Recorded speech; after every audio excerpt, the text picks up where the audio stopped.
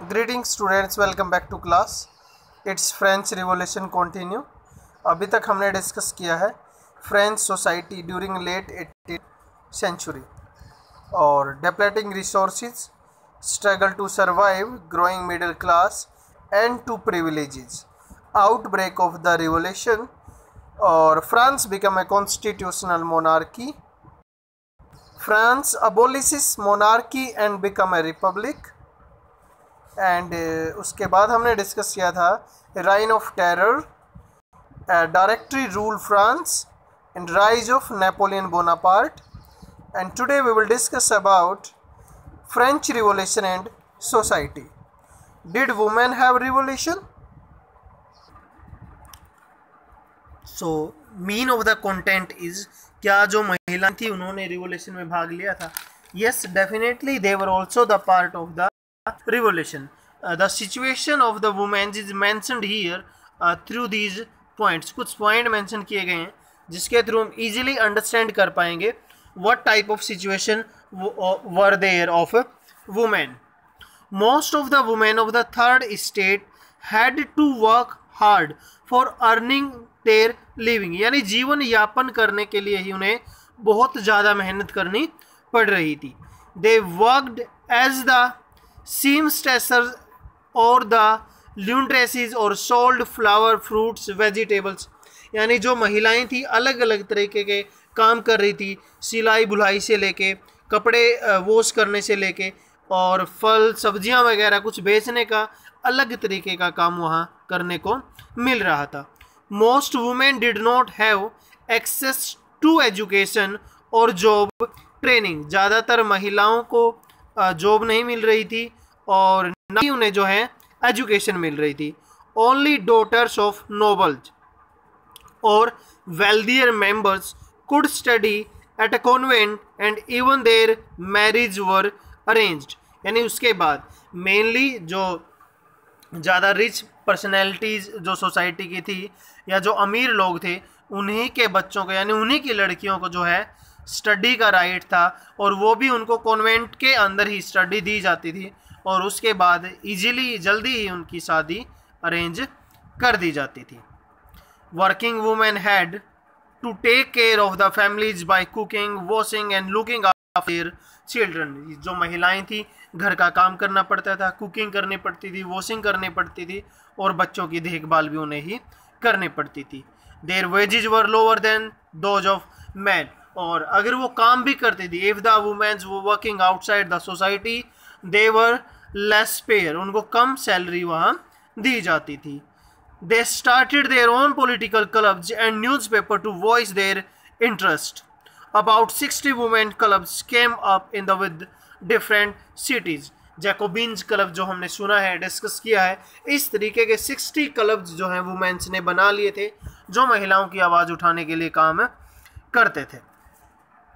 The Society of Revolutionary and Republican Women was the most famous of them. यानी जो महिलाएं थी उनका एक ग्रुप था जिसको नाम दिया गया है The Society of Revolutionary and the Republican Women. It was one of the most famous group of the women. Students, many more points are there related to women. Women demanded right to vote and to be elected. महिलाओं ने vote की demand की और उनको भी election में आगे चुना जाए या इलेक्ट किया जाए. In 1791 constitution declared them as passive citizen. यानी जो 1791 का कॉन्स्टिट्यूशन बना था उनमें उन्हें पैसिव सिटीजन डिक्लेयर कर दिया गया था. It means they were not having right to vote and they were denied to right to vote. However the rights were given to them. अब उससे रिलेटेड कुछ पॉइंट्स इसमें मेंशन किए गए हैं. There are the list which some rights were given to the women. Schooling was made compulsory for all girls और with the creation of the state school. यानी अब स्कूल में जाना सभी के लिए कंपल्सरी कर दिया गया था. Their father could no longer force them to marry against their will. अब ज़बरदस्ती उनकी शादी नहीं की जा सकती थी. Divorce was made legal and could be applied for by women also, अब महिलाएं भी डिवोर्स ले सकती थी।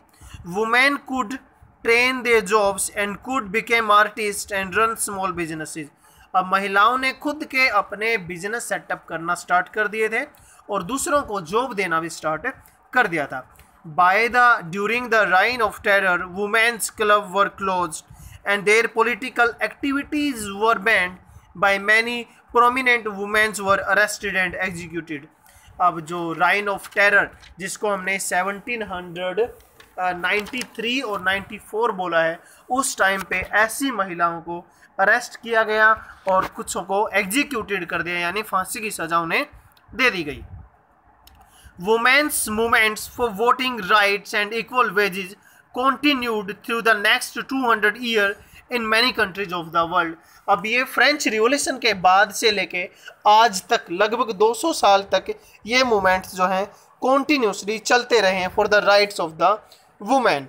An international suffrage movement in late 19th century in the early 20th century was initiated. तो 19th सेंचुरी 20th सेंचुरी में भी इनको इनिशिएटेड किया गया, संघर्ष उनके लिए किया गया। Finally in 1946 women in France won the right to vote, तो 1946 में वहाँ की महिलाओं को राइट टू वोट मिल गया था। Students, there is a story also mention on the screen, the Olympe de Gouges. Olympe de गुज के नाम से ये एक स्टोरी है, ये आपकी बुक में भी मिलेगी। आपको ये जो रिसोर्स है इसको आप स्टडी करोगे। Mainly I am going to tell about it. Olympe de Gouges क्या है, एक रिवोल्यूशनरी लेडी थी।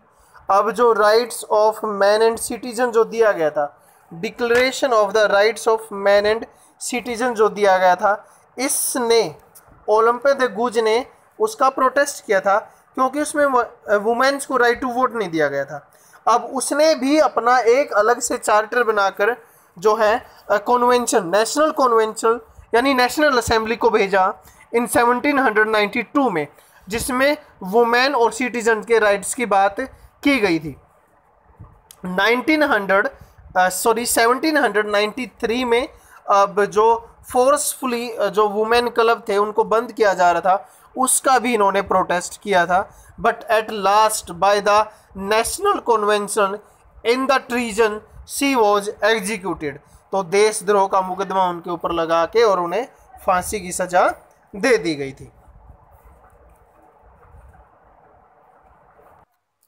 So students, it was all over about this lecture. In 2 more lecture the chapter will be completed. Thank you. Have a nice day.